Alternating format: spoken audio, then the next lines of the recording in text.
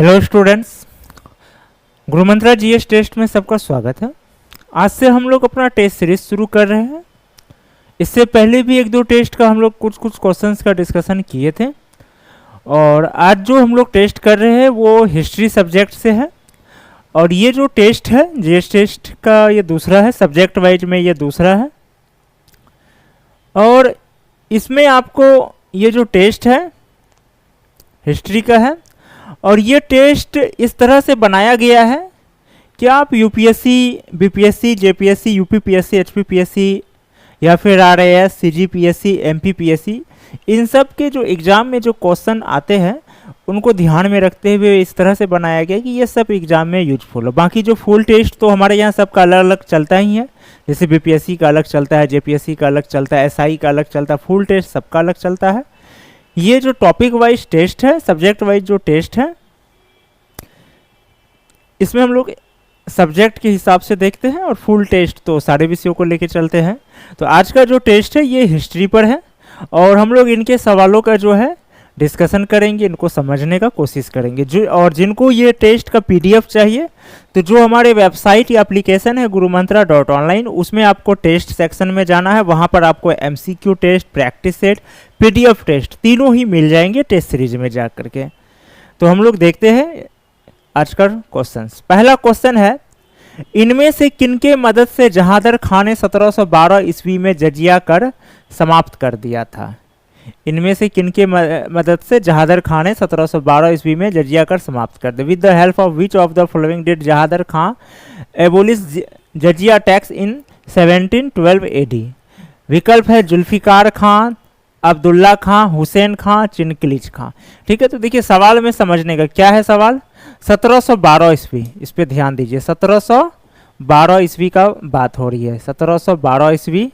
ठीक है, 1712 ईस्वी के बारे में कह रहा है, जजिया कर पर है। जजिया कर क्या होता था तो आपको बता दें कि भारत में जब इस्लामिक जो आक्रांता का जब अटैक हुआ, ठीक है, जो विदेशी इस्लामिक आक्रांता यानी कि ईरान, ये सब के जो ये सब जो आक्रांता थे जो इस्लाम के नाम पर अटैक करते थे। हालांकि इसका उस अटैक का किसी धर्म से कोई संबंध होता नहीं था। दुनिया में कोई भी अटैक का किसी धर्म से कोई संबंध नहीं है। वो मैनिपुलेट करने की बात है कि हम अपनी सुविधा के अनुसार कैसे किसी धर्म के विचारों को मैनिपुलेट करते हैं अपनी सुविधा के लिए। तो जब वो लोग अटैक हुआ, शासन हुआ, तो उन लोगों ने क्या किया कि एक टैक्स लगाया गया कि जो हिंदू धर्म, जो धार्मिक जो स्थल होते थे उसमें जो लोग जाते थे पूजा पाठ के लिए उन तीर्थ स्थलों पे, तो एक टैक्स देना पड़ता था, उसी को कहा जाता था जजिया कर। ठीक है, तो सवाल है, इनमें से किनके मदद से जहादर खान ने, किसने? जहादर खान ने। ठीक है, ये मुगल वंश से था। जहादर खान ने क्या किया? जजिया कर को, ये टैक्स को समाप्त कर दिया। विकल्प है जुल्फिकार खां, अब्दुल्ला खां, हुसैन खां, चिनकिलिच खां। 4 विकल्प है। ठीक है, तो इसका जो सही जवाब होगा, इसका क्या सही जवाब है? ए नंबर, जुल्फिकार खां। इसका सही जवाब क्या है? जुल्फिकार खां। ठीक है, जुल्फिकार खां के सहायता से क्या किया गया था? जहादर खान ने, ध्यान रखिए, जुल्फिकार खां के सहायता से जहादर खान ने 1712 ईस्वी में जजिया कर को समाप्त कर दिया था। ठीक है, इसके बारे में विस्तार में जब हिस्ट्री के जब क्लास होंगे तो वहाँ और विस्तार से समझेंगे। अब हम लोग चलते हैं नेक्स्ट क्वेश्चन। फर्रुखसियर जो कि 1712 ईस्वी में मुगल बादशाह बना था एवं उन्होंने उस समय के सबसे शक्तिशाली सरदार सैयद बंधु, आप लोगों को पता है कि जो मेडाइवल हिस्ट्री है खासकर मुगल काल में, जो औरंगजेब की मृत्यु के बाद सैयद बंधु का जो चैप्टर एक महत्वपूर्ण भूमिका निभाते, ये कई जगह पढ़ने को मिलते हैं। सैयद बंधु की शक्तियों का तोड़ने का प्रयास किया, जिस कारण सैयद बंधुओं ने उन्हें 1719 ईस्वी में उन्हें मौत के घाट उतार दिया। इसके बाद सैयद बंधु ने किन्हें अगला मुगल बादशाह बनाया? सैयद बंधु के बारे में हम लोग आगे जानेंगे आगे के क्वेश्चंस में। यहाँ हम लोग देखिए क्या है सवाल। सवाल है कि फर्रुखसियर, ठीक है, फर्रुखसियर जो है, फर्रुखसियर, इसके बारे में सवाल है। इन्होंने 1712 ईस्वी में फर्रुखसियर मुगल बादशाह बना। ठीक है, फर्रुखसियर क्या हुआ? मुगल बादशाह बना 1712 ईस्वी में। और उस समय का जो सबसे शक्तिशाली सरदार था सैयद बंधु। सैयद बंधु का एक लंबे समय तक औरंगजेब की मृत्यु के बाद क्या हुआ, इस पे जो है मुगल मतलब सिंहासन, मुगल बादशाह का जो गद्दी था उस पर राजनीति चला, कह सकते उनका नियंत्रण रहा। ठीक है, तो सैयद बंधु का क्या किया, फर्रुख सियर जो था उनको तोड़ने का प्रयास किया, उनकी शक्तियों को तोड़ने का प्रयास किया। कौन? फर्रुख सियर। और फर्रुख सियर को बनाया भी कौन था? फर्रुख सियर भी सैयद बंधु की ही सहायता से बना था, ये भी बता दें। अब इस कारण क्या हुआ कि सैयद बंधु उनको जो है 1719 ईस्वी में मौत के घाट उतारा, यानी उसको जान से मार दिया। ठीक है, तो यहाँ ध्यान रखिएगा, फर्रुख सियर कब मुगल बादशाह बना? 1712 ईस्वी में। एक जीएस फैक्ट हुआ। उसको कब मारा गया? 1719 में। कौन मरवाया? सैयद बंधु। ठीक है, यहां तक हो गया। अब है कि इसकी मृत्यु के बाद, फर्रुख सियर की मृत्यु के बाद सैयद बंधु ने किन्हें अगला मुगल बादशाह बनाया? जहांदर शाह, मोहम्मद शाह, अकबर द्वितीय, बहादुर शाह द्वितीय। 4 ऑप्शन है, यानी कि कुल मिला के सवाल यह है कि फर्रुख सियर की मृत्यु के बाद कौन अगला मुगल बादशाह बना? इसका सही जवाब क्या होगा? इसका सही जवाब होगा मोहम्मद शाह। इन्हीं के समय में नादिर शाह अटैक किए थे। अब अगला सवाल, मुर्शिद कुली खां जो कि औरंगजेब के शासनकाल में बंगाल का दीवान था। मुर्शिद कुली खां ये क्या था? औरंगजेब के शासनकाल में बंगाल का दीवान था। अब है कि उन्हें बंगाल का सूबेदार कब नियुक्त किया गया? यानी दीवान तो था ही, अब उसको सूबेदार कब नियुक्त किया गया? किनको? मुर्शिद कुली खां को।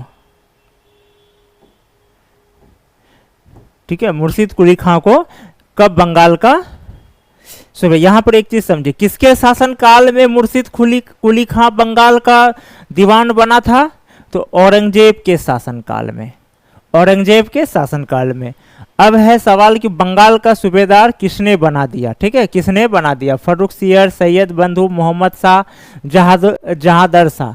तो औरंगजेब के बाद देखिए, औरंगजेब के बाद उसका बेटा पहले बना बहादुर शाह। बहादुर शाह के बाद फिर कौन बना था आपको? फर्रुख सियर। तो इसका जो सही जवाब है यही फर्रुख सियर इसको बनाया था, 1712 या 13 में बनाया था बंगाल का दीवान। और ये अपने इसको सूबेदार, और बाद में ये अपने आप को वहाँ का स्वतंत्र नवाब घोषित किया था। कौन? ये मुर्शिद कुली खां। हालांकि अपने आप को दीवान जरूर घोषित किया, लेकिन ये मुगल बादशाह को ये अपना नजराना जो होता था पेश करते रहता था, वो बंद नहीं किया था। अब आगे देखते हैं, सादत खां जो कि एक छोटा सा मुगल अफसर था, उसने उन्हें सैयद बंधुओं को उखाड़ फेंकने के बदले अवध का सूबेदार बना दिया गया था। किसको? सादत खां को। सादत खां कौन था? एक जो है वो आप छोटा सा अधिकारी था, लेकिन वह सैयद बंधु को चूंकि वो उखाड़ फेंकने में बादशाह का मदद किया था, इसलिए क्या किया गया, उसको अवध का सूबेदार बना दिया। अवध जो अभी एमपी यूपी का में आ जाता, तभी का जो अवध है अभी वो वर्तमान एमपी यूपी में आते हैं। तो सवाल है कि उन्हें कब बनाया गया था? ठीक है, इसका विकल्प क्या है? 1724, 1719, 1720, 1722 इसका विकल्प है। इसका सही जवाब क्या होगा? D number 1722। ठीक है, जब मोहम्मद शाह बना था उनके शासनकाल में ये हुआ था। यानी मोहम्मद शाह भी जो है सैयद बंधु से छुटकारा पाना चाहता है। हर कोई स्वतंत्र रहना चाहता है ना, कौन किसी के अंडर में रहना पसंद करता है? सब चाहता है कि भाई हम स्वतंत्र रहे, तो ये भी वही चाहा फर्रुख सियर की तरफ। अंतर यह है कि फर्रुख सियर बेचारा पकड़ा चला गया, ये अपना काम करवा लिया। अब आगे देखते हैं, सिखों के 10वें और अंतिम गुरु जिन्हें लड़ाकू सिखों का एक समूह का गठन किया मगर औरंगजेब के शासनकाल में अपना राज्य स्थापित नहीं कर पाए, वो कौन थे? ठीक है, पहला इसमें विकल्प है गुरु तेग बहादुर, गुरु अर्जुन देव, गुरु हरगोविंद सिंह, गुरु गोविंद सिंह। ठीक है, तो इसका सही ये जवाब क्या होगा? गुरु गोविंद सिंह। ये सिखों के अंतिम और 10वें गुरु थे। और इसके बाद क्या किया? सिख धर्म को ये जो है गुरु प्रथा खत्म किया। गुरु ग्रंथ साहिब को सर्वोच्च कह सकते हैं, जैसे भी भारत का संविधान सर्वोच्च है उसी तरह गुरु ग्रंथ साहिब को सर्वोच्च घोषित किया और खालसा प्रथा स्टार्ट किया था। और इन्होंने जो है सेना भी बनाई थी और एक लड़ाकू सिखों का समूह बनाया, लेकिन ये राज्य स्थापित नहीं कर सके थे। अगला चलते हैं, अलीवर्दी खां बंगाल का नवाब कब बना? 1740, 1742, 1746, 1748। ठीक है, इसका सही जवाब क्या होगा? इसका सही जवाब होगा ए नंबर 1740। देखिए, जब आप ये टेस्ट एप्लीकेशन में भी अपलोड है, ये जो टेस्ट एप्लीकेशन है या वेबसाइट है यहाँ अपलोड है, तो यहाँ पर आप लोगों को हर टेस्ट के साथ डिस्क्रिप्शन विस्तार में मिल जाएंगे। क्योंकि अब उतना टाइम यहाँ अगर मैं एक एक क्वेश्चन का डिस्क्रिप्शन पढ़ूंगा तो पता चला कि 1 घंटे में 10 क्वेश्चन भी ना हो पाए, तो आप लोग वहाँ से डिस्क्रिप्शन पढ़ सकते हैं वहाँ आराम से। ठीक है, तो अलीवर्दी खां बंगाल का नवाब बना 1740 ईस्वी में। ठीक है, और इन्होंने क्या किया? इन्होंने अलीवर्दी खां के शासनकाल में जो यूरोप के व्यापारी थे वो नियंत्रण में रहे थे बंगाल में। अब अगला सवाल देखते हैं, अंग्रेजों और सिराजुद्दौला के बीच प्लासी का युद्ध कब हुआ? अंग्रेज और सिराजुद्दौला के बीच प्लासी का, सिराजुद्दौला को कह सकते हैं कि बंगाल का अंतिम स्वतंत्र नवाब रहा, क्योंकि उसके बाद जो बना हो तो अंग्रेज का कठपुतली रहा, चाहे मीर जाफर हो, मीर कासिम हो, जो भी रहा। तो अंग्रेजों और सिराजुद्दौला के बीच प्लासी का युद्ध हुआ 23 जून 1757, 23 अक्टूबर 1757, 22 अगस्त 1757, 15 मार्च 1757। 1757 में प्लासी का युद्ध हुआ, ये तो सभी जानते हैं। झमेला है डेट पर, अब इनमें से कौन सा डेट होगा, ये झमेला है। तो इसका सही जवाब है ए नंबर 23 जून 1757 ईस्वी को। ठीक है, इसके बाद क्या हुआ? सिराजुद्दौला को बहुत ही निर्दयता के साथ मारा और अंग्रेजों ने मीर जाफर को बंगाल का अगला नवाब बनाया, जो कि एक कठपुतली शासक था, कह सकते वो कठपुतली था, नाम का था। अगर महारानी वेब सीरीज के अकॉर्डिंग चले, टेक्निकल नवाब, कागजी नवाब। बंगाल में दोहरी सरकार अर्थात एक साथ दो सत्ताएं, अंग्रेज और नवाब, कब शासन कर रही थी?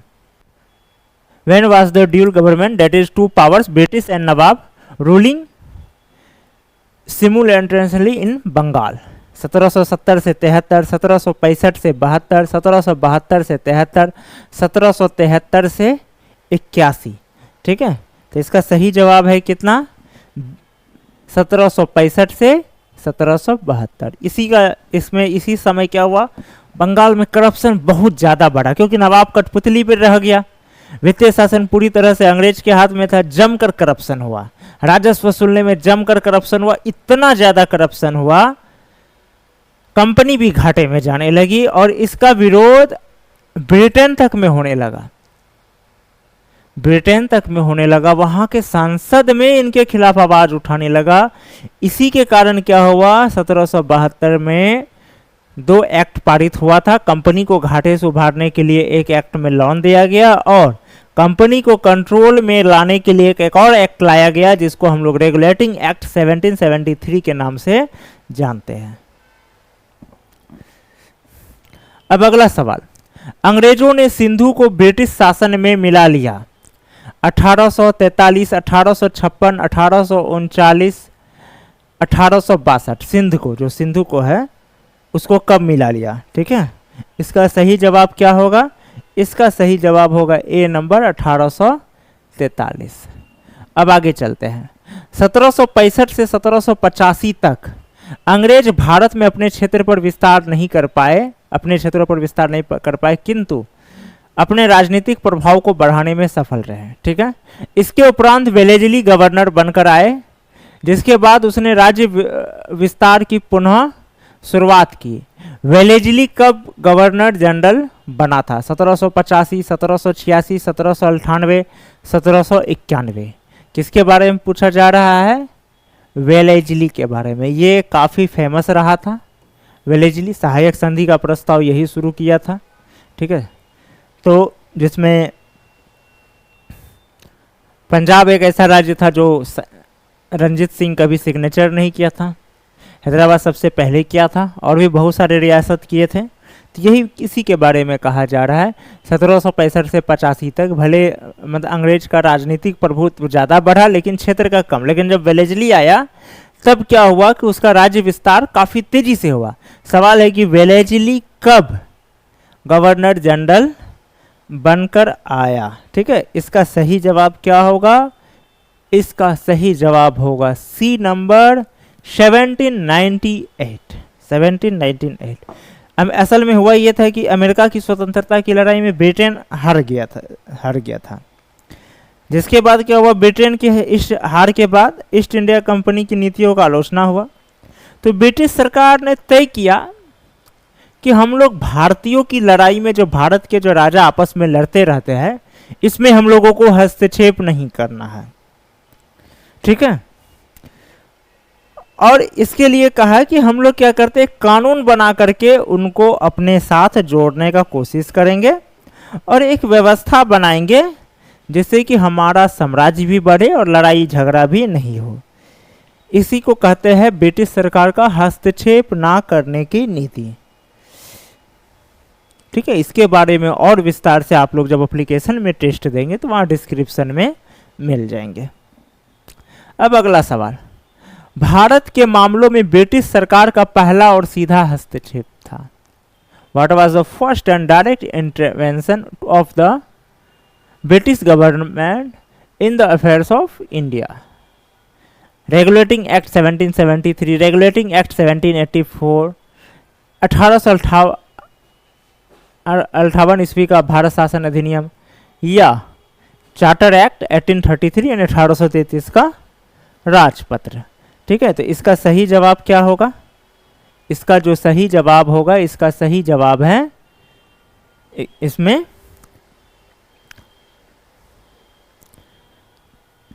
Regulating act 1773। जैसे कि अभी थोड़ी देर पहले ही बताया कि कंपनी का जब करप्शन बहुत ज़्यादा बढ़ गया तो ब्रिटेन में भी इसके खिलाफ आवाज़ उठना शुरू हुआ। जब आवाज़ उठना शुरू हुआ तो लेकिन कंपनी मान नहीं रही थी। इस बीच कंपनी घाटे में चले गई।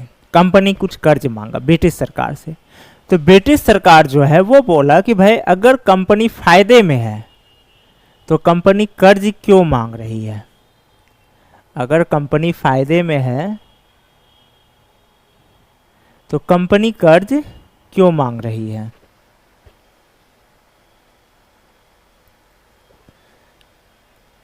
फिर कंपनी को कर्ज भी दिया ब्रिटिश सरकार ने और डिसाइड किया कि ठीक है आप कर्ज लीजिए, लेकिन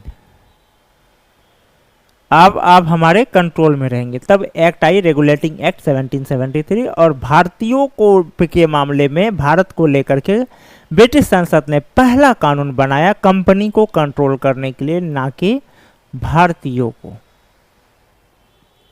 अब अगला सवाल, पिट्स इंडिया एक्ट कब लागू हुआ? विलियम पिट जो कि वहाँ का पीएम थे ब्रिटेन का, तो वही एक एक्ट लाए थे जिसको पिट्स इंडिया एक्ट के नाम से जानते हैं। सवाल है पिट्स इंडिया एक्ट कब लागू हुआ? 1781, 1784, 1793, 1833। तो इसका सही जवाब क्या है? इसका सही जवाब है 1784। देखिए समझिए, 1773 इसमें रेगुलेटिंग एक्ट आया, इसको संशोधन किया 1781 में। ठीक है, इसी को संशोधन किया, कुछ अमेंडमेंट करके लाया 1781 में। उसके बाद जो विलियम पिट बना वो युवा प्रधानमंत्री था और बहुत महत्वाकांक्षा था, तो उन्होंने कहा कि नहीं ब्रिटिश को, भारत को लेके कुछ एक नया एक्ट आना चाहिए।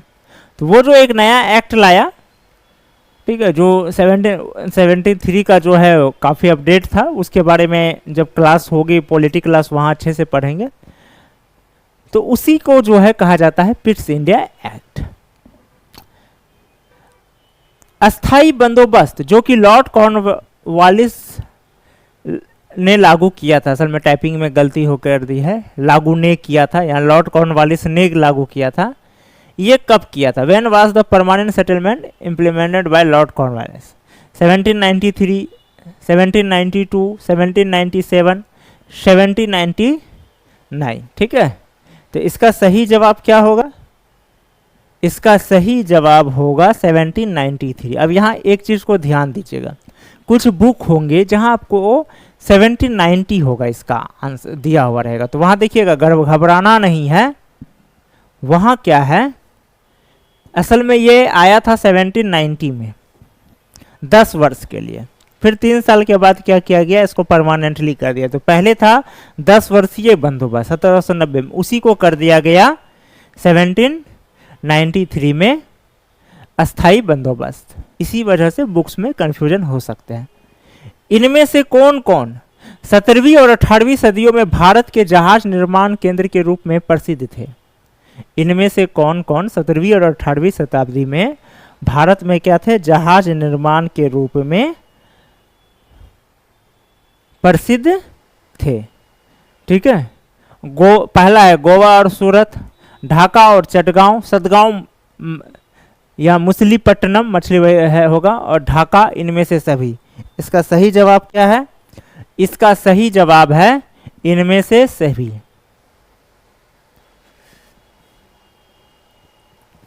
अब अगला सवाल है, किस वर्ष कानून बनाकर हिंदू विधवा को पुनः विवाह करने की छूट दी? 1843, 1829, 1853, 1856। ठीक है, 1843, 1829, 1853, 1856। इसका सही जवाब क्या है? D number 1856। ठीक है, समाज सुधारक ईश्वरचंद्र विद्यासागर, इनका नाम सुने होंगे। इसी के प्रयास से यह कानून फिर से बनाया गया, विधवा पुनर्विवाह कानून इसको कहते हैं।